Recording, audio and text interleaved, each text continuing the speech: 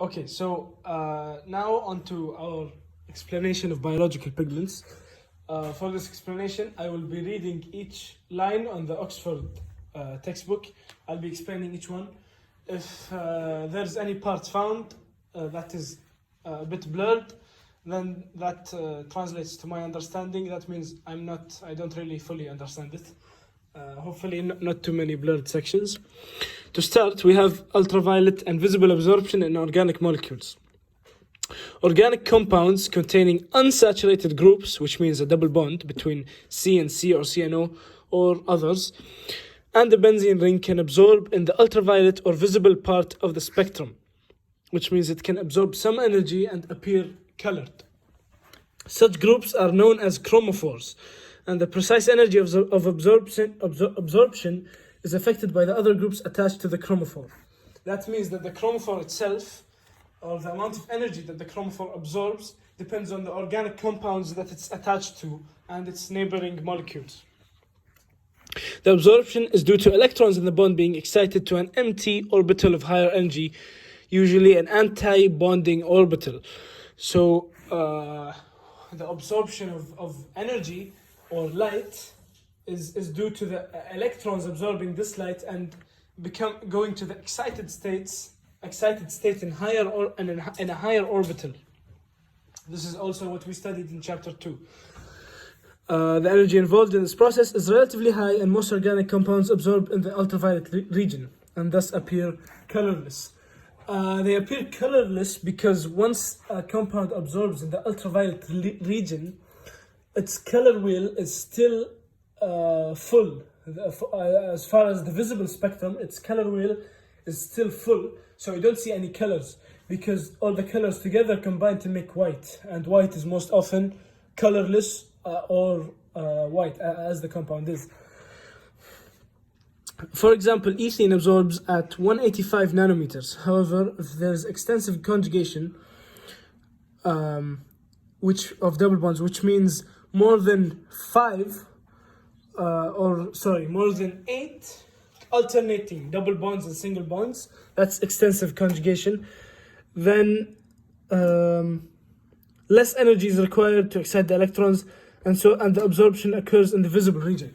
So that means that the more extensive the conjugation of double bonds and single bonds, the less energy will be absorbed, and so the longer the wavelength of the light absorbed, so it will be the light absorbed will be closer and closer to the color red than it is to the color blue.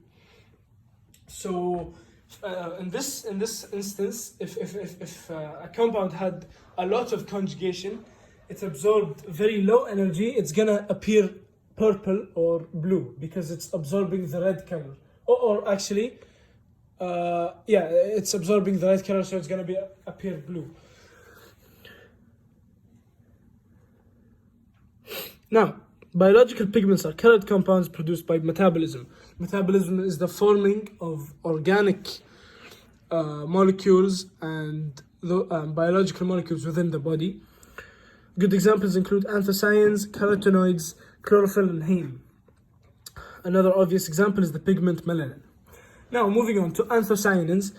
Anthocyanins are aromatic, water-soluble pigments widely distributed in plants. They contain the flavonoid C6C3C6 skeleton. It is the conjugation of the pi electrons contained in the structure that accounts for the color of anthocyanins. So a few attributes of anthocyanins, they are again chromophores, which means they have alternating double and single bonds, so they will appear colored naturally.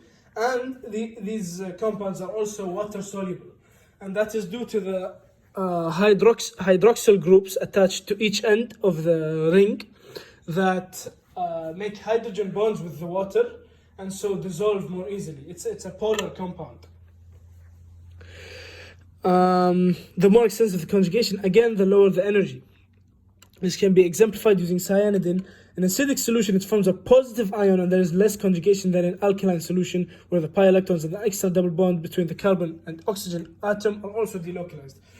So when it's in alkaline solution, the extra double bond between carbon and oxygen has delocalized electrons, and therefore that's slightly more conjugation, or maybe not so slightly, that's more conjugation than if it were in an acidic solution. So differences can be found in that. And that also is a good reason to use this as an acid-base indicator. In titrations, if you add this pigment, as soon as it changes color, that means that the titration has reached its point of inflection, because it has changed its pH from acidic to alkaline.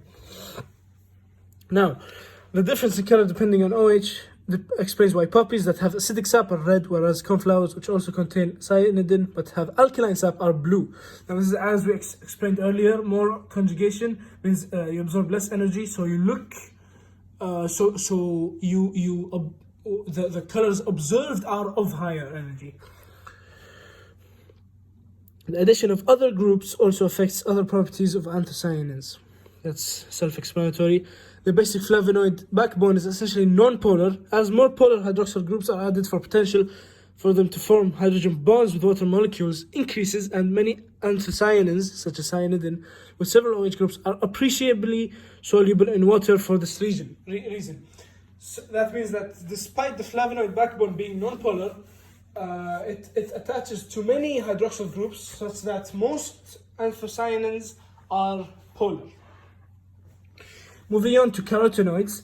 Carotenoids are lipid-soluble pigments and are involved in harvesting light and photosynthesis. The conjugation in carotenoids is mainly due to the long hydrocarbon chain. Now, in this case, the conjugation is different. In anthocyanins, there was a ring system, but in carotenoids, it's a long hydrocarbon chain. That's the main difference. And carotenoids are also lipid soluble. They're not water soluble. Notice, because they in this for example, for vitamin A, for example, it only has one OH group. This alone cannot do enough hydrogen bonding with water as to make the whole compound soluble in water.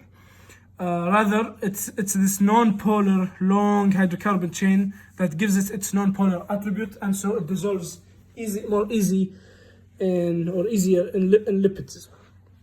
The majority of carotenoids are derived from a polyene chain containing 40 carbon atoms, which may be terminated by cyclic end groups and maybe also complemented with oxygen containing functional groups. Now, a polyene chain is it's a polymer with a repeating monomer that has, because it says "ene", that has a double bond. So if you would have repeating monomers with double bonds, and with the bonds between the monomers being single bonds, that's conjugation. Again, that's an alternation between double and single bonds once more. So that's the point here being made, because the long hydrocarbon chain can be derived from that. Now, some examples are like xanthophylls, alpha carotene or beta carotene or vitamin A. Alpha and beta carotene are vitamin A are all lipid soluble and not water soluble, as we have discussed. Although vitamin A does contain one polar hydroxyl group, the rest of the molecule is a large non-polar hydrocarbon. Because of the unsaturation of the double bond, carotenoids are susceptible to oxidation. Because they are unsaturated, they oxidize easily. That's the point being made. This oxidation process can be catalyzed by light metals and hydroperoxides. It results in a change of color, loss of activity in vitamin A, and is the cause of bad smells. So if this were to be linked back to the human body, vitamin A would lose its activity or lose its use once it is oxidized. That's basically the link here. So it's much better to have your vitamin A not be oxidized so that it doesn't lose its activity and doesn't lose the nutritional value. Moving on, we have chlorophyll and heme, which are also examples of chromophores. Peripherin compounds such as hemoglobin, myoglobin, chlorophyll, and many cytochromes are chelates of metals with large nitrogen-containing macrocyclic ligands. Peripherins contain a cyclic system in which all the carbon systems are sp2 hybridized. Most of the time, this means that the conformation around the carbon atom is an AX3 configuration. This results in a planar structure with extensive pi conjugation, The non-bonding pairs of electrons on the 4 nitrogen bonds enable the porphyrin to form coordinate bonds with metal ions. Now, because the 4 nitrogen atoms in this case have non-bonding pairs, they can form coordinate covalent bonds with metal ions. And most of the time, these metal ions will be in the second group because it's a coordinate bond. It's giving 2 electrons. It can't really receive 1 electron, such as magnesium here. It's a second group metal. The structure is given in section 35 of the data booklet. It's found in 2 closely related forms. In chlorophyll, the R group. In chlorophyll A, the R group is a methyl group, whereas in chlorophyll B, the R group is an aldehyde group. Now, this is the main difference between chlorophyll A and chlorophyll B. Chlorophyll is essential for photosynthesis. Its function is to absorb light energy and undergo a redox reaction to donate an electron through a series of intermediates in an electron transport chain. Basically, it's saying that photosynthesis, the way it absorbs light energy from the sun and undergoes a redox reaction to donate an electron through a series intermediates, that's what happens in plants. That's the chlorophyll in plants. That's what it does. That's how it converts light energy into its food.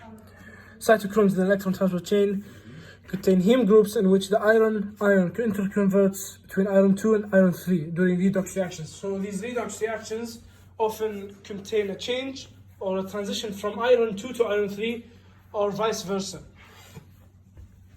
Hemoglobin, which is found in the blood, carries oxygen from respiratory organs to the rest of the body. Like myoglobin, which is found in muscles, and some of the cytochromes, it contains heme groups with a porphyrin group bound to an iron 2 ion. When oxygen binds to one of the iron atoms in the complex to form HbO2, it causes the iron atom to move towards the center of the porphyrin ring, and at the same time, the imidazole side chain of the histidine residue is pulled towards the porphyrin ring. That's basically saying that in hemoglobin, or in the heme within hemoglobin, when iron 2 or iron atoms are binding to this complex, they are pulled more towards the center of the porphyrin ring in heme, that is in hemoglobin.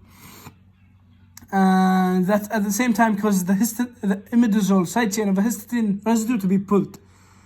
This produces a strain that is transmitted to the remaining 3 monomers in the quaternary hemoglobin.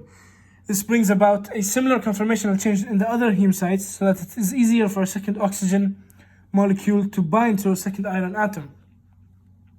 That's basically saying that once one of the 4 iron atoms bonds to one of the 4 oxygen atoms available in the porphyrin ring, the rest of the iron atoms can be more easily bound to the oxygen atoms because of the conformational change that was caused by the first one. Heme becomes fully saturated with oxygen when all 4 iron atoms have been utilized, forming HbO8. The binding of oxygen is thus a cooperative process. Various factors affect the amount of oxygen that binds. Low pH and a relatively high pressure of carbon dioxide cause oxygen to be released from the hemoglobin into the tissues. Now, there are actually 5 factors that determine whether the hemoglobin is to release or to absorb the oxygen.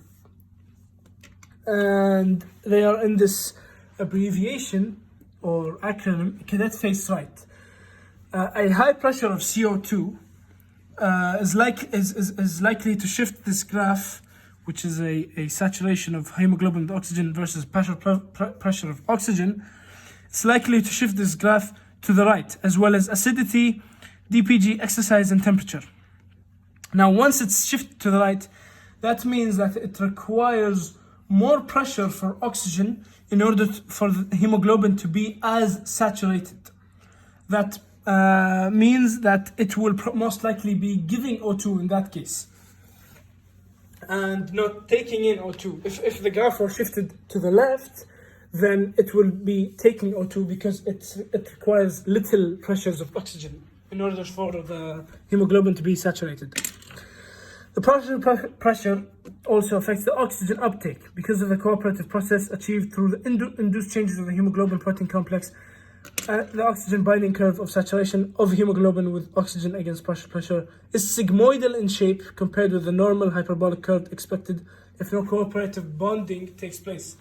That's basically saying that the sigmoidal shape seen here is due to the cooperative bonding that happens in the hemoglobin, as we have discussed.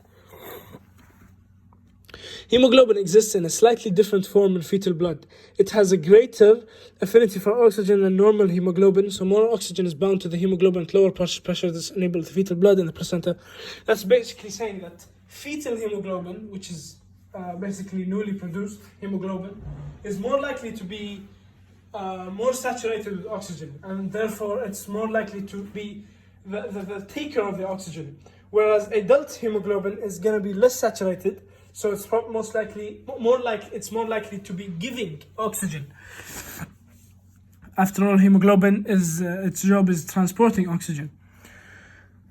Carbon monoxide is dangerous poison as carbon monoxide is stronger ligand than oxygen, forms an irreversible complex with an iron hemoglobin. It thus acts as a competitive inhibitor and prevents the hemoglobin from binding with oxygen. Carbon monoxide, CO, actually binds with the hemoglobin with a stronger affinity than oxygen. So it's basically toxic because it's not going to allow your body to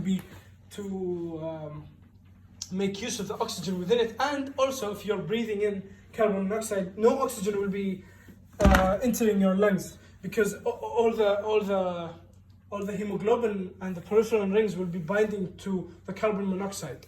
That's why they call it that's why it's toxic and deadly. Now, lastly, paper and thin layer chromatography. The technique of paper chromatography and used to identify amino acids has already been discussed on page 126. It is ideal to use to separate and identify biological pigments by measuring RF values, as no dye or stain is needed to see the spots. In paper chromatography, the stationary phase is the water contained in the cellulose fibers in the paper. Thin layer chromatography can also be used. This is similar to paper chromatography, but uses a thin layer of a solid such as alumina, Al2O3, or silica, CiO2, on an inert support such as glass. So here the difference is it has a thin layer of solid and also a thin layer of glass with thin layer chromatography as opposed to paper chromatography. When absolutely dry, it works by absorption, but like paper, silica and alumina have a high affinity for water. Therefore, the separation occurs more by partition with water at the stationary phase. The choice of a suitable solvent depends on the polarity or otherwise of the particular pigments. One real advantage of thin layer chromatography over paper chromatography is that each of the separated components can be recovered pure. That's basically saying one advantage over paper chromatography is that the components that we want can be recovered purely, whereas with paper chromatography they were not recovered purely. You needed more processes in order to purify them. Just at the conclusion, the solution is then filtered to remove the solid support, and the solvent can then be evaporated to just leave the pure components. This is just explaining the method. It's kind of self-explanatory, it doesn't need much explanation. That's paper and thin layer chromatography, and that is basically it for biological pigments.